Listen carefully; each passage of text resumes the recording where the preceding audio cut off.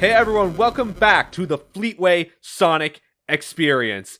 Folks, I'm going to start this off by just being a little honest with you.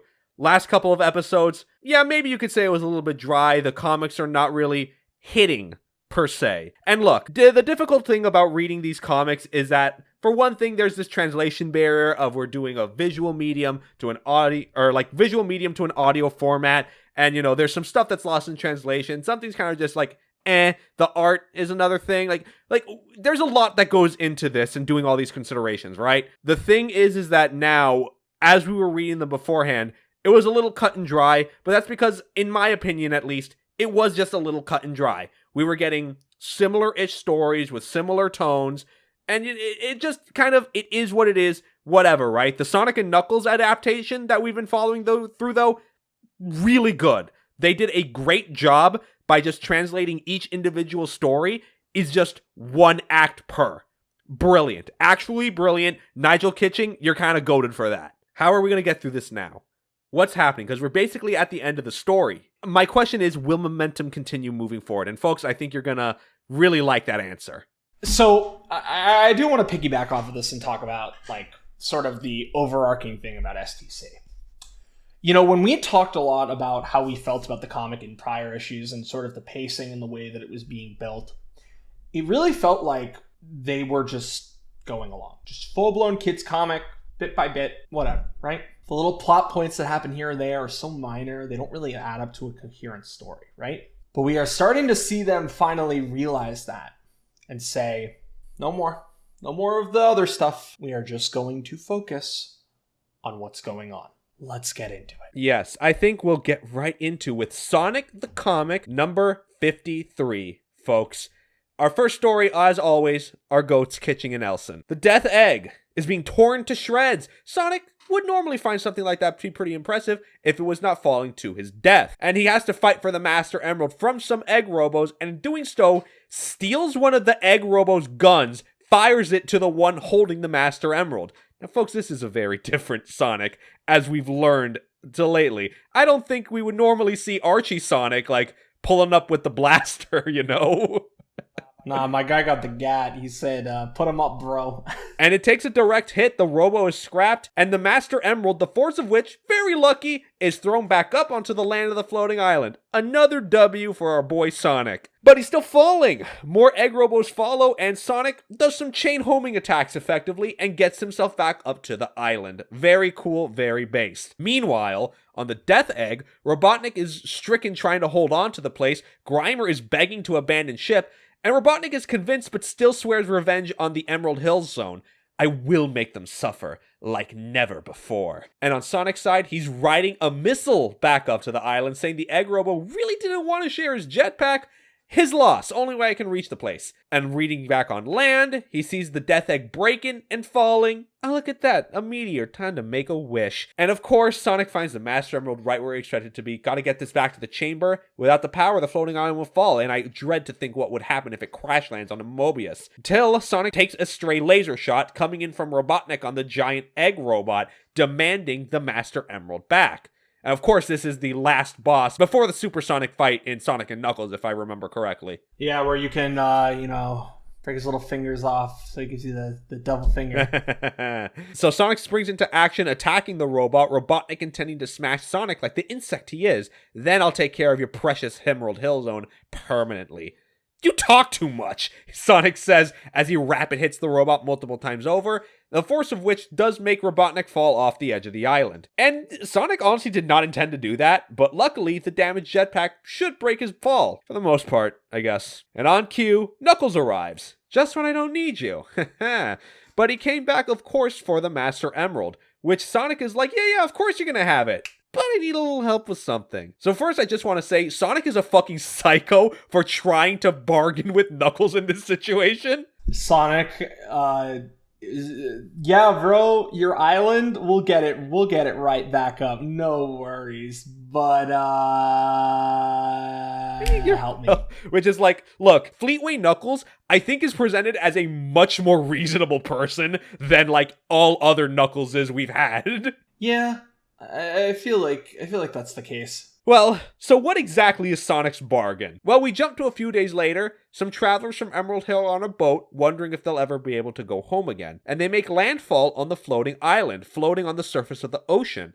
People ask if this island really can fly. Sonic and Tails surveying above in the tornado, and Tails says, well, that was the last boat, we may as well land. Sonic swears that Robotnik may have driven them out, but we'll be back, Robotnik, you count on it. And so he comes down to Knuckles, who's with Amy and Porker, telling them Emerald Hill is completely evacuated, which Knuckles says, so long as these people stay in and only in Mushroom Hill Zone, everything will be fine. So then, Master Emerald put back in the chamber, full power, and the island lifts up into the air, hopefully safe from any attack. As for Robotnik, he's recovering in a hospital bed, swearing to Grimer that from this point forward, no more Mr. Niceness. I tried being a just ruler to those Emerald Hill worms, but that's all over now. End of the story, end of, I believe, the Sonic and Knuckles arc for Fleetway Sonic. Gotta say, really solid. Really, really good. Yeah, they did a pretty good job adapting it and feeling out the way that the story goes. Now, I think what's really ironic about the no more Mr. Niceness statement is that, and I'm just going to say it outright, spoiler warning, Robotnik basically does nothing in the next couple of issues. He basically fumbles around trying to figure out where the people of Emerald Hill Zone went, and he just, nothing happens. It's really funny because, like, you have, like, these two modes that Robotnik is working on, in which he is, like, this ruthless... Let's compare it like this. Sad AM mode and AOSTH mode. It's like a switch. He goes from one or the other. Yeah. On top of that, then why are these comics interesting? Well, I'm going to be completely honest with you. I don't think the Sonic stuff is super interesting this time around. However, it's time for Echidna lore. No, not really. Not too much. To say the Knuckles stuff has become more interesting in the Sonic comics, if you told us that, like, 3 years ago, we would have, like, died. We would have died in place. Yeah, I think me and Alberto would have literally evaporated into dust like nothing. Yeah. But yes, the Knuckles sections in this upcoming comic are a lot more interesting for a variety of reasons. Why?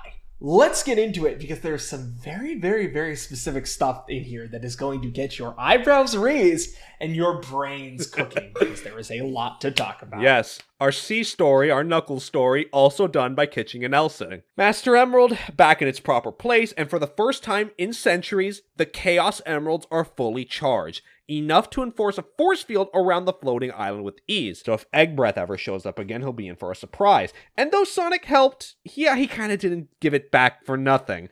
Which reminds him, gotta check in on the new arrivals. And he takes a zoom shoot directly into Mushroom Hill and sees the Emerald Hill folk are making the best of it. They're building homes into the mushroom stalks. I just hope they keep to themselves and they just don't bother me. But beyond Emerald Hill, Knuckles sees the crater that the Death Egg left behind. You know, it's hard to think it was made by just one blast. So he goes to glide in to check on it, and he sees something kind of poking out of the ground, some kind of relic with ancient writing. And Knuckles looks at this and says, I've never really been great with translation, but he looks at it, it's like, I think it says something like gateway to a dream country. And then suddenly the relic activates, it's a portal, and it sucks Knuckles in. I'm going to stop right here, and I want to ask you guys something. Does that not sound a little familiar to you? Excuse me. Do you think it's? I don't think it's possible. I don't think they did this, but did Frontiers yoink this? Do you think Ian? Be real with me, man. Ian hit up Kitching and Elson was like, "Yo, can I?" And they're like, "I guess, sure." Yeah, I don't know. And while Knuckles is sent to the other side, Knuckles recognizes this place, actually. The writing did not say Dream Country, it said Nightmare Country, the name that his people gave to the Special Zone. It's easy to get into, impossible to get out of. Till a voice calls out to him to forget about escape. And the Omniviewer, Sonic's old buddy, appears, knows well about Knuckles' alliance with Robotnik. But Knuckles is like, no, your information's out of date, I swear. But Omni refuses to hear him out. His fate is decided. Prepare to meet your doom, and prepare to meet the guardians of the Special Zone, the Chaotix. You heard right, folks. And this time, the Chaotix is consisting of Vector, Espio, Charmy, Mighty, and Knack. Gee, I sure do wonder what's gonna happen to Knack. Yeah, I wonder. I wonder what his character is this whole entire time. Yes. Yes. Anyways. Okay, there's a lot to dig into here just from this alone. So there was actually a little bit of a kidnalo. You're calling the Special Zone the Nightmare Country. I wonder why. What happened? Nightmare. Is this gonna be where the funny echidna genocide begins in Sonic the Comic? I don't know about that, but maybe they called it Nightmare Country because they were just really dedicated FF14 1.0 players. Wow. Truly ahead of their time. I also think the decision to have the Chaotix be Guardians of the Special Zone is pretty interesting. Maybe we get a little bit of lore and background here. Obviously, this is the tie-in for Knuckles Chaotix, but I'm interested to see where this goes and how it evolves, specifically when it comes to stuff related to, like how do the Chaotix interact? Like, what are their personalities like in British land? Will Charmy be a brain-dead child, or will he be an actual human being? We'll see. We will see. But before we go on with the story, we're going to take a little bit of a detour with the holiday specials. We got another one, the Sonic Holiday Special 1995. This was done by Stringer and Hadley, folks. So, we open on business as usual. The Freedom Fighters saving civilians from badniks. One of the people approaches them. They offer the group a holiday. You guys deserve that much, and I can provide you with that. Tails does want to take him up on it, but Sonic says, no, we don't have time for a holiday while Robotnik is the ruler of Mobius. But this guy, this Green Rhino, is like, well, hold on a second. Why don't you come to my Paradise Dome? Surely you could just allow yourself one day off. And between all this, Sonic asks who this guy is, and he introduces himself as Rhino Neil. I'm a humble inventor trying to provide a service to the public. Let me at least show you how it works. And once they open the doors, the Freedom Fighters see like this massive beach. The secret to this place is that everything in here is an illusion. It's all projected hard light, but it looks, sounds, and feels real. But it's not. Amy figures that, hey, maybe we can go around or something like that. And Sonic does his usual mini tantrum. Oh, well, if you guys want to waste time, go feel free. This sounds boring as shit to me. And the boy just takes off running towards the mountains. As the Rhino says, oh, please yourself, Spikeball. A little bit of time passes. Freedom Fighters are enjoying fun in the sun. Tails is doing a sandcastle. Porker's tanning. Amy and Johnny are playing volleyball. They're having a great time, but the sun does feel pretty aggressive on them. It's like they're being roasted. Meanwhile, Sonic is still on the run, kind of mauling about being called Spikeball by that guy. So I was like, wait a fucking minute here. Wait a minute here. Only one dude calls me Spikeball here. Damn it. So he turns around. The pixel-brained friends of his have walked right into a trap. And then we see Robotnik out of disguise, trying to turn this holiday into a horror day for Sonic's foolish friends, and six an Egg Robo army onto the Freedom Fighters. And obviously they're standing their ground, but all their attacks are ineffective toward the Egg Robos, as if they're invincible. And Sonic ends up coming across Robotnik as he climbs into his Eggmobile, and he's gonna handle Sonic himself, but if you think you can stop me, Robotnik, then you need a holiday. And he does a single twister hit, Robotnik takes the L and just flies away. As for the Freedom Fighters, they're cornered until Sonic comes in and takes out the Robos with ease. Can't leave you guys alone for 5 minutes without getting into trouble. But then the Badniks suddenly start vanishing along with the island. So when Sonic broke in through the dome, he must have hit the circuits that created everything. Their holiday wasn't much fun, but after we defeat Robotnik, Sonic says, every day will be a holiday. Fun little story, nothing much to it, I think, but hey, it was pretty alright. I mean, it's just kind of whatever. Like, Again, this is a story that is very clearly like, you're a child, you picked this up, okay, here it is. Here you go. So, let's continue onward with Sonic the Comic number 54. First story from Stringer, Casanova and Burns are our artists. So we got our boy Grimer, he's doing his little thing, working on a new project for Robotnik, and presents it to him. And it comes to life pretty smoothly. A new model in the Trooper line, being loaded with data solely on Sonic the Hedgehog, with the intent to defeat him once and for all. Grimer calls this robot Predicto, for it's predicted he predicts Sonic's moves, leading Robotnik to ask, well, where could Sonic be at this time?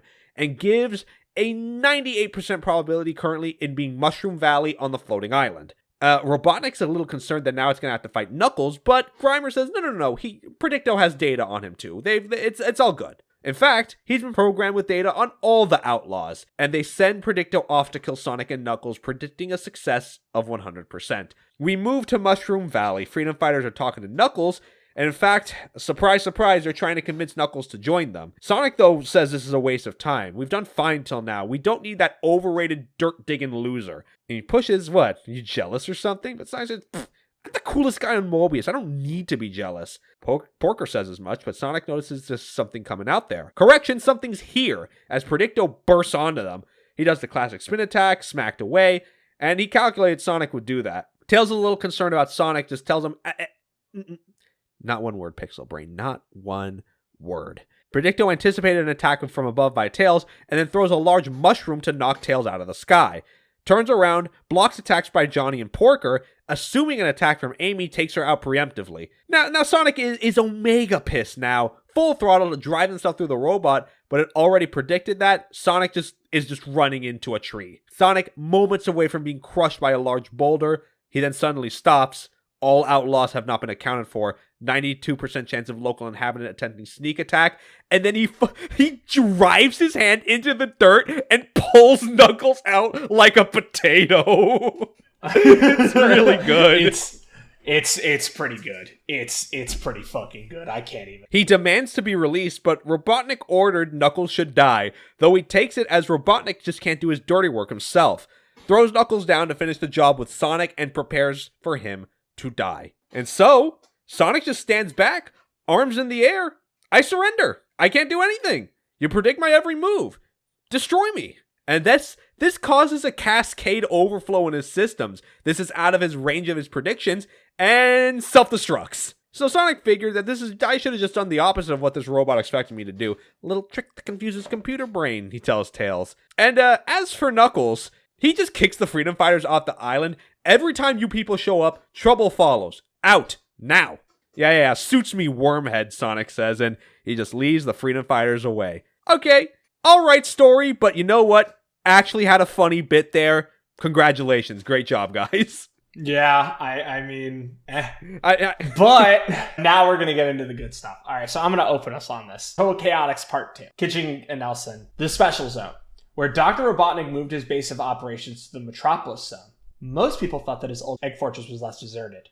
They were wrong. As not one, but two Metal Sonics appear within the Special Zone itself, locating and preparing to attack Knuckles and the Chaotix. Just two normal-looking Metal Sonics, as far as we know. Yes. Knuckles is facing the Chaotix. Omni insists Knuckles is Robotnik's ally, and Knuckles is trying to explain no, that's not true, but no one's hearing him out. So Vector orders Mighty soften him up a little bit, and tells Knuckles to hold still. There's only going to take a second. But Knuckles dodges and glides away, and as Mighty can't fly, he ends up falling after breaking the rock Knuckles was on. Vector telling Charmy go catch him. I do kind of want to point out, though, they do misspell Charmy's name with the Y as a 2 E's, but they do fix this later on, so just a weird thing to point out. British moment. He catches Mighty, telling him that Knuckles really did make a fool out of him there. That he did. Knock it off, Charmy. Knuckles glides to a square hold, thinking he can't reason with these guys. These people are crazy. But not all of us, Knuckles here.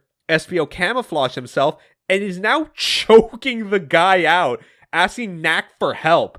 But Knuckles is able to throw SPO back and into him, only having Vector to deal with now. though he's a crocodile, I can do this, trying to chomp his head off, but it's handled with an uppercut to the jaw. And right there, Omni tells them all to stop. Knuckles actually was telling them the truth. Knuckles was first duped by Robotnik, and Knuckles agrees. Yes, when I found out the situation, I turned on him. But Charmy points out it looks like something Omni's got on his face. It's like it's got acne or something. And from my look, it looks like there's something in Omni's screen, and it's getting bigger and bigger. Says what, like, it can't get through my workspace without my permission. But Knuckles pleads sincerely, no, there's Metallix in there, and there's 2 of them. And that's your cliffhanger. I guess I want to talk a little bit about the art. I feel like we do that sometimes here, but I'd like to talk about this. One thing that's a little weird with Elson is that his interpretations of some of these designs, a little interesting. Why Vector look like he got like pool inflatable tubes over his shoulder? Yeah, I don't know. I want to know how. Like, here's the thing. He's a great artist. Like, I can see why he still has work in the industry today. He does a great job objectively. It's just that they're like a handful of things that are just like, where did this come from? But here's the thing. I don't want to take this as like a negative. I think one of the most egregious things was the Knuckles mouth thing, but they got rid of that. That's done. That's not a thing when Elson does art anymore. He just has normal expressions now. And most of the time he looks pretty angry, which is cute. No nonsense. But if there is something I could commend him for, it's that he always makes all the Sonic characters look really, really, really proportionally accurate and really nice across the board. Yeah, it does seem like, I guess Sega of Europe did provide them with character design sheets. So, if anything, they are following the models to a T. And that is... Look, that should be the bare minimum, but with Archie, they were so disproportionate, it was just insane. Take that for what it's worth, I guess. I guess on that note, we can move on to issue 55. Our first story was written by Nigel Kitching, and the art done by Corona and Timothy Marks. So, this is a new guy, technically, because he only does this and the part 2 immediately after in the next issue, but it seems like it's also his only work, like, in general, so this might just be another pseudonym or something. I don't know. That's kind of my assumption. So, Metropolis Zone, the capital of Robotnik's empire, and its new landmark, Citadel Robotnik, the tyrant's leering face looking down upon the city, a constant reminder of the Doctor's dominion over all of planet Mobius. Robotnik takes a call from his reception Nick, his reception robot. The reception Nick, like what? Damn, bro, that's crazy. Sometimes he is just doing shit for fun. Like, this is what I was talking about. Sometimes it's AOSTH mode, sometimes it's SAT-AM mode. You never really know what kind of Robotnik you're dealing with, honestly. I mean, I guess on the one hand, it does make for, like, good shakeups every now and again, but let's keep it going. So, this reception Nick says that Generals Rust and Bucket are here to see you, sir. He's been expecting them. Generals are let in. They've been in charge in arresting and enslaving the people of Emerald Hill. But they report, no one's there. Actually. He figures Sonic must have somehow hidden the people right under the noses of you simpletons.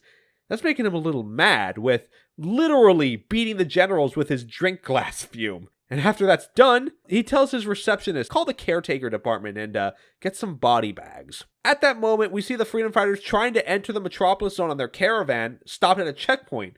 With Porker says, oh, we've been called to do a show for Robotnik himself. And the trooper does have to double check that, but Porker's like, hey man, our papers are in order. You saw him, just let us through, man. But Sonic, in his Bob Beaker fic, decides to handle this himself. Having a gun pulled on his head, what do you want? Until Sonic is just like, gotcha, I see what we're doing here. Suddenly the clothes become loose, and Sonic ends up scrapping the trooper with ease. Some more pull-up, and Sonic, being a good sport, lets him have one clean shot, which lets the SWAT bots fire on one another. The last one is scrapped together. We're done here. Porker, though, he's a little pissed at Sonic, saying, bro, we could have, just tricked our way through. We didn't need to do all this, but Sonic's like, come on, man. This was a lot more fun, let's be honest. Which you gotta say, that is just classic Bard versus Barbarian banter right there. Absolutely. Also, small bit of continuity, but I do gotta say, I do like this idea of the Bob Beaker disguise being consistent across the entire comic. That's kind of cool. Oh, yeah. And once that's done, Amy calls for their attention. They found out what they were looking for, the Badnik processing plant. Porker's data shows about 35 Emerald Hill people are trapped in there too, but not for much longer. Let's rumble. Inside, we see a warden driving the prisoners to be roboticized, one of them realizing we're basically lambs to the slaughter and tries to break the line to escape, which then the warden uses his whip to grab his leg, throw him down, until the alarm starts to blare. The warden telling them some badniks near him to hold position, but these were just shells, the Freedom Fighters using them as a disguise. So much for the subtle approach. That's the end of this story. Now let's move on to the bigger stuff here. So our opening shot is Knuckles kind of freaking out about two Metallixes as the Omniviewer is panicking, saying that somebody help him. Vector tries to go through, but can't, as the Metallix have locked them out and they can't override it. They begin a grabbing sequence by using a device, pressing a button, and the Omniviewer is absorbed into it. All that's left behind is an empty screen. And Knuckles tries to warn these guys that he only fought one Metallix before, and it brought him and Sonic to a standstill. And Vector's saying, well, look, we gotta stop whatever they're doing. But Knack, here, still not really trusting about Knuckles, kind of appears out of nowhere, and then some badniks attack. Maybe he is still working for Robotnik, actually. This is the biggest red flag of all time. Yeah, but SBO, our GOAT, is like, no. Omni vouched for him. There's no better judge of character here, trust me. As Knuckles asks where the Metallix could have taken Omni. Well, Robotnik may not be in the special zone anymore, but his fortress still is. And with their only lead, Knuckles leads the group there. Once they arrive, the two Metallix bring Omni back to this giant red Metallix who they call their Emperor. The Metal Sonic Emperor. Holy shit, it's so raw. It's so cool. It does kind of go crazy because, yeah, this is supposed to be like Metal Sonic Kai from Chaotix, but like it's integrated super well. Completely original idea. Yeah, look, they're going for a Dalek thing. Let's be real here. But like, it's going really well, and it feels like it fits in the world. Like, it's good. It's good, man. It's really good, and more importantly, it raises a lot of questions. Why is there such a huge Metal Sonic in the Special Zone? Why are there two smaller Metal Sonics in the Special Zone? Why are they grabbing the Omniviewer? Well, what they're doing with Omni to begin with, they upload him into a nearby monitor, and he demands answers. The Emperor says, we will now begin the second stage, and starts by disabling his audio link. Knuckles and the Chaotix arrive under the fortress, finding it a little hard to break through, but Mighty takes that as a challenge, and just right a hole into the place, and obviously sets off a fucking alarm. We wanted to break in quietly, but once they hear the alarm goes off, yeah, we're gonna have to do this the hard way. That's the end of our comic, and wow, okay. Things have picked up. It feels like the comic has just like gone from 0 to 100 now.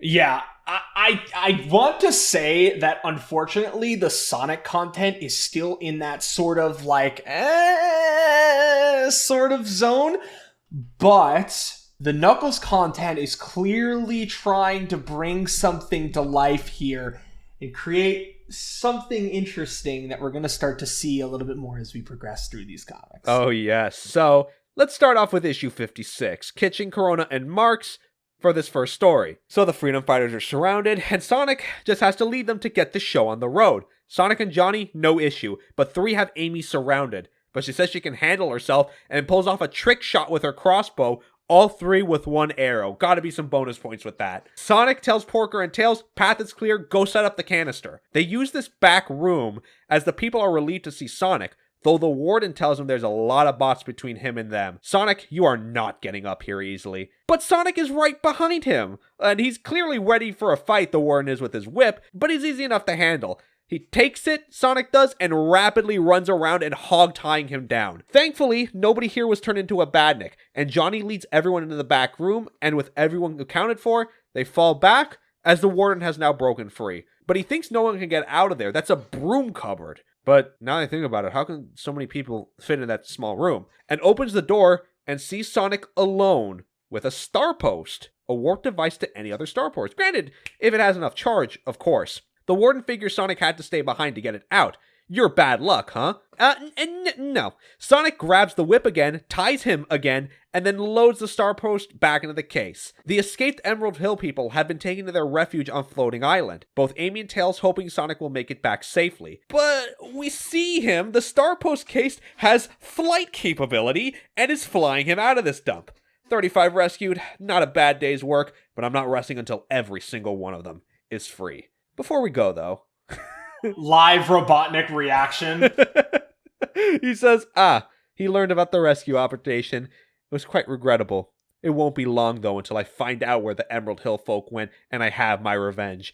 So his reaction was a little middling, unfortunately. So, listen, again, I don't want to be mean, but I'm just saying the Sonic stories, it's mostly just Robotnik being like, I'll get him next time. So, look, man, we don't talk normally about the interim stuff from this comic that much. Sometimes we do. I'll bring up two things real quick. So I'm going to post an image to you, Alberto, and it is a certified British moment when you see it. Mm-hmm.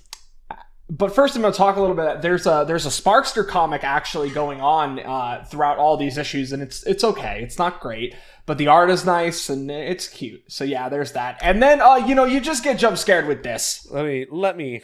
I'm gonna see it directly on my phone actually, so that I don't have to interrupt the broadcast here. But why is he doing it to him?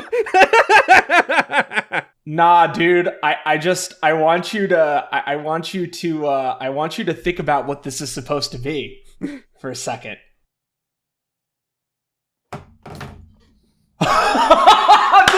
Wait.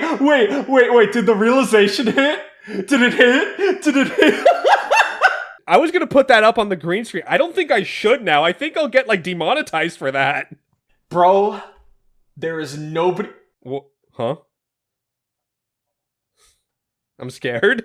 That's not as bad as the first one. I know. It's definitely not as bad. Although, French Knuckles, very funny. I like that a lot. That I can show. I don't think I'll get demonetized for that. Yeah. French Knuckles, kind of crazy. Okay, well, let's move away from racist caricatures that the British people endorse, because of course they do.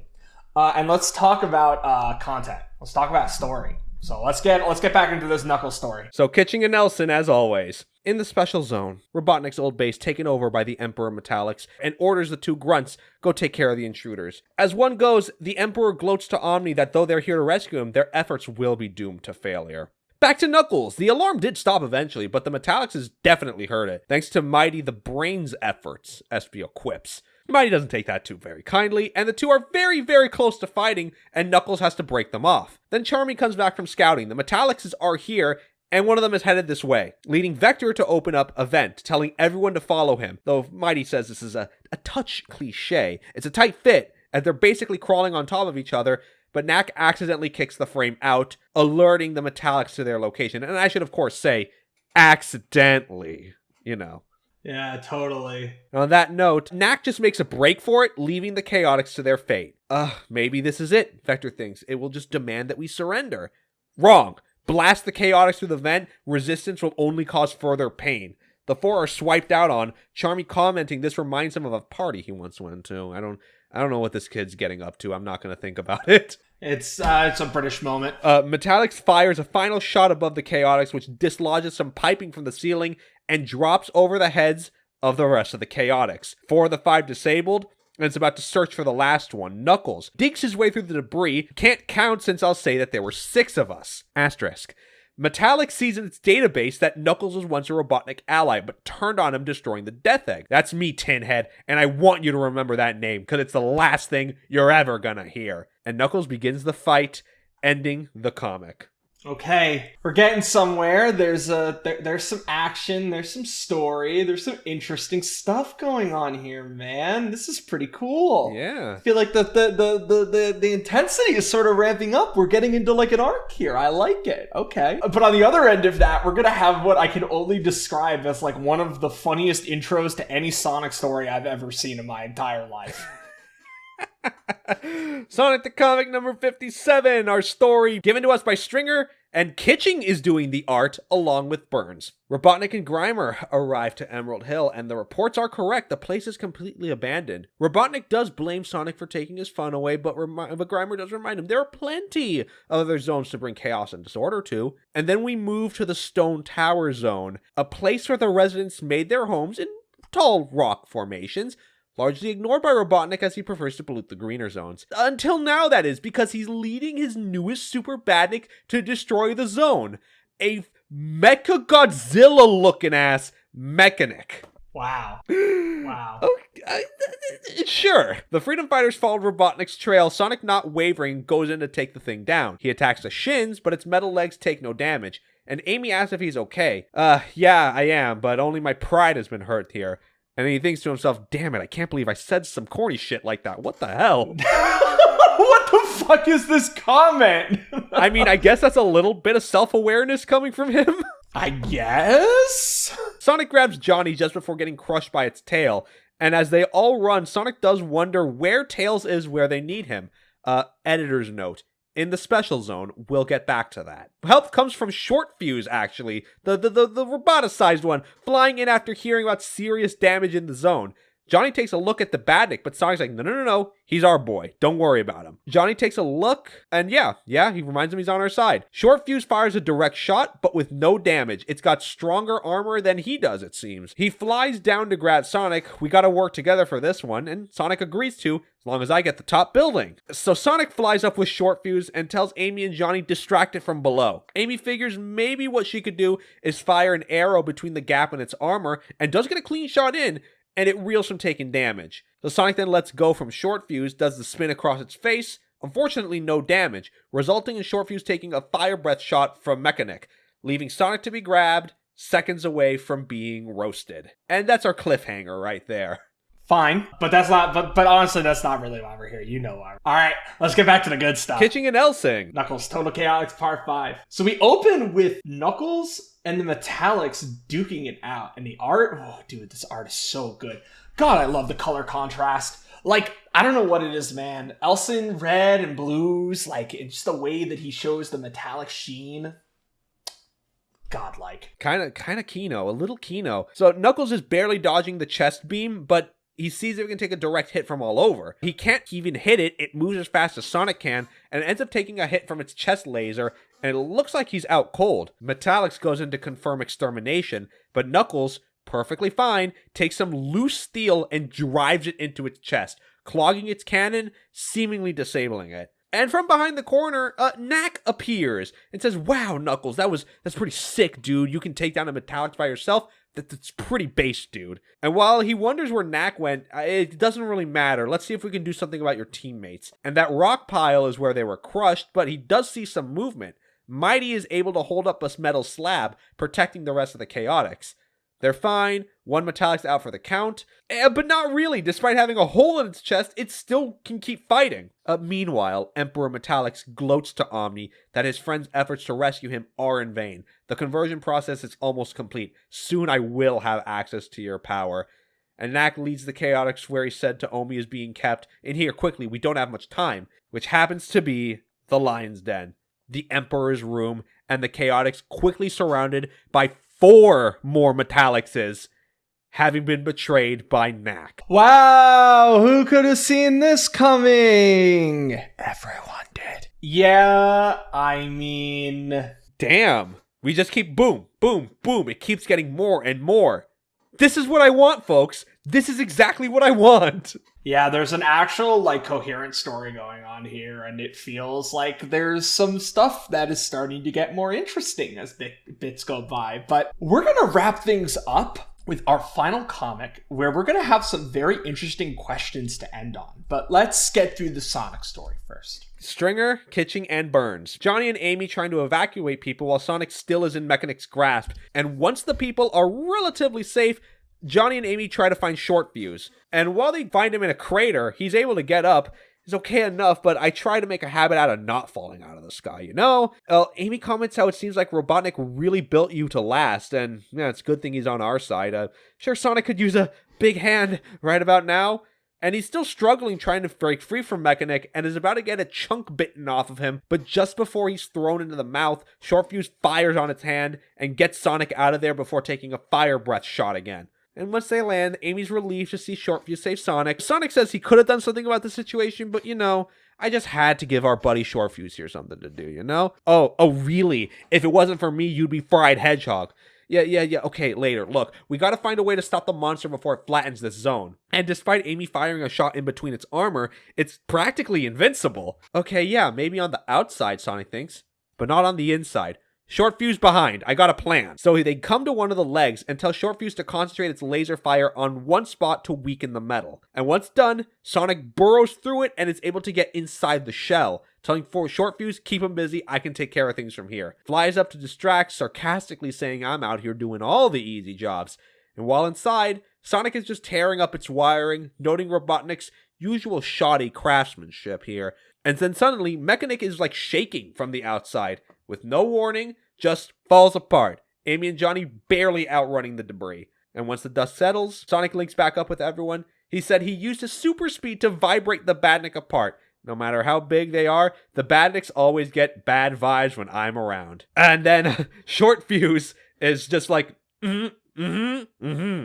yeah, of course, you helped too. And Short Fuse will take that compliment, and he just decides to leave. It's good working with you, Sonic. Thanks, buddy. Old Egg Butt must be hopping mad by now. And of course, we get the live Robotnik reaction. He's hopping with anger, pissed the Hedgehog that the Renegade Badnik destroyed Mechanik. Do you know how much that giant robot cost, Grimer? Most of the money came from taxpayers, sir. Whatever. It's time to change tactics. Let's take some strain off my shoulders. Perhaps it may be time to begin Project Brutus. Okay, I guess that's our Sonic cliffhanger. Okay, we'll see. We'll see.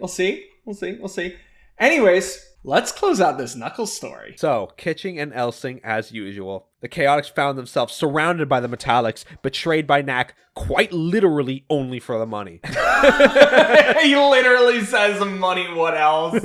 Then Emperor Metallix says Knack's help was invaluable. We would not have been able to capture Omni without the access codes to break into his systems. You also tricked your companions to walk into a trap. However, you are of no further use to us. Destroy them all. And Knack was like, okay, yeah, look, I kind of figured something like this would happen. And he pulls a minigun from the brim of his hat. And he's waiting for it to grow back to full size. But, the Metallix kind of fire on him before he's able to fire a shot. Bro, come on. Did you really think? What was this? Yes. What is this plan? Average Knack moment, average Knack reaction, etc., etc., etc. So the gun ends up getting thrown to Knuckles, and he makes a dive for it. He dodges fire from the Metallix before figuring out, and he gets it, putting it on full blast, and the disruptor gun scrambles the entire system. Vector's impressed to see that it could do damage like that. Knack really did take that into account, speaking of. SBO looks at Knack. Okay, yeah, he'll be fine eventually. He didn't really take the full brunt of the blast. And Vector downloads Omni back into their system. He's taken a little bit of damage, but he'll be fine. And Mighty carries Knack's unconscious body as the rest of the Chaotix make their escape. And a short time later, a bright light engulfs the floating island. Omni drops Knuckles back home, while Knuckles double checks with him to make sure that he's okay. He doesn't really remember that much about what happened, but I'm in working order, I think. So Omni disappears, and Knuckles still has a bad feeling about all this. The Metallix are supposed to be working for Robotnik, but it felt like they were more working for themselves back there.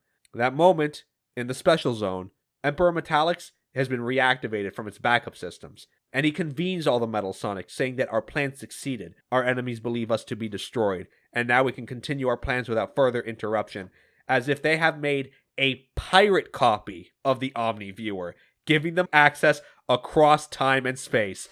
And the day will be here soon when the Brotherhood of Metallix reign supreme. Congratulations. We have entered our third main faction of Sonic the Comic, our next unique characters. This is a prelude of things to come. I have not read the following comics. I know Alberto has, but I am extremely excited to see where this goes. I can tell you this much. It goes into peak.